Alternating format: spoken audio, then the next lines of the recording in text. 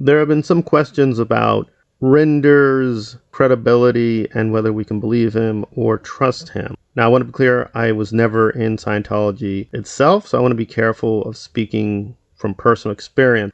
So here I'm just going to let someone speak on a very sensitive topic about kind of a weird, ambiguous zone within Scientology of people who are out of the church but may be continuing to practice Scientology.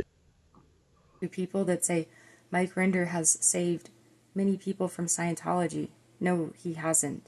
He has saved people like my mother who were declared and kicked out of Scientology. He saved them and helped them establish a base where they can continue to believe in L. Ron Hubbard safely within the privacy of their homes. That is who Mike Rinder has saved, ultimately. So that's why it's very important to know your history about this, because it didn't just start in 2021. And to know what's going on today with this aftermath shakeup, you kind of have to know what started and what was going on in 2015, and you have to know what was going on in like 2008. And then it will all like fit together. And so this is a big question about when Mike did leave the church. What did he do?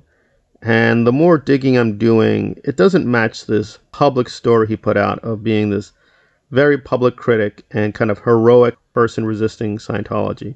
Apparently there is some evidence that after he left, he still tried to practice Scientology. Apparently he became a kind of ordained minister, but an independent Scientologist. However, that didn't quite work out. He went on to being a much more ferocious critic of Scientology, but it's unclear he entirely denounced L. Ron Hubbard. Now, is that important? I don't know. I'm going to do more digging, but I do think we have to look back at this period when he left in 2007.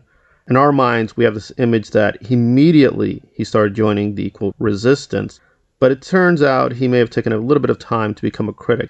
And even when he did, he wasn't entirely denouncing Scientology per se. He was denouncing the Church of Scientology and David Miscavige, but leaving some room open that you could become an independent Scientologist outside the church. And I think that raises a lot of question marks about what his real agenda was.